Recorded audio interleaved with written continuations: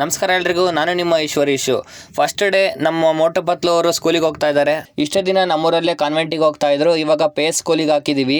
ಅವ್ರಿಗೆ ಬಾಯ್ ಹೇಳ್ಬಿಟ್ಟು ಮನೆ ಹಿಂದೆ ಬಂದೆ. ನಮ್ಮ ದೊಡ್ಡ ಟ್ರ್ಯಾಕ್ಟರ್ ತಗೊಂಡು ಹುಕ್ನೆಲ್ಲ ಬಿಚ್ಚಿ ಸ್ಲಾಶರ್ ಜೋಡ್ಸೋಕೆ ಶುರು ಮಾಡಿದೆ. ಈ ಟ್ರ್ಯಾಕ್ಟ್ರಲ್ಲಿ ಎರಡೇ ತೋಟ ಹೊಡೆಯಕ್ಕೆ ಬರೋದು.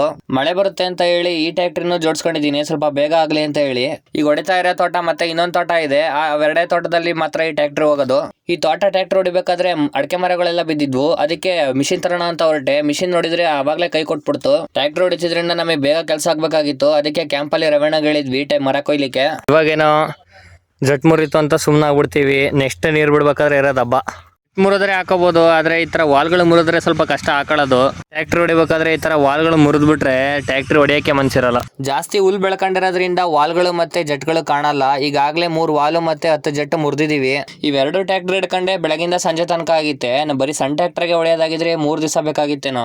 ಅದಾದ್ಮೇಲೆ ಮನೆಗೆ ಹೋದ್ವಿ. ಇವತ್ತು ಮ್ಯಾಚ್ ಇತ್ತು, ಫೈನಲ್. ನಮ್ಮವ್ರು ಗೆದ್ರು, ತುಂಬಾ ಖುಷಿ ಆಯ್ತು. ಈ ಟೀಮಿಗೆ ಸಪರೇಟ್ ಫ್ಯಾನ್ ಬೇಸೇ ಇದೆ ಅಂತ ಹೇಳ್ತೀನಿ. ಅದರಲ್ಲಿ ನಾನು ಕೂಡ ಒಬ್ಬ. ನನ್ನ ಇನ್ಸ್ಟಾ ಐಡಿ ಮೊದಲು ಬಂದು ಈಶ್ವರೀಶು ಅಂತ ಇತ್ತು. ಕಪ್ ಗೆಲ್ಲಕ್ಕೂ ಮುಂಚೆ 2 ವರ್ಷ ಹಿಂದೆನೆ ಮಿಸ್ಟರ್ RCB ಅಂತ ಚೇಂಜ್ ಮಾಡ್ಕೊಂಡಿದ್ದೆ. ಮುಂಚೆ 6ನೇ ಕ್ಲಾಸ್ 7ನೇ ಕ್ಲಾಸ್ ಇರ್ಬೇಕಾದ್ರೆಲ್ಲ ನಾನು ಒಂದು ಮ್ಯಾಚ್ ಸೋತಿದ ತಕ್ಷಣ ಅಳ್ತಿದ್ದೆ.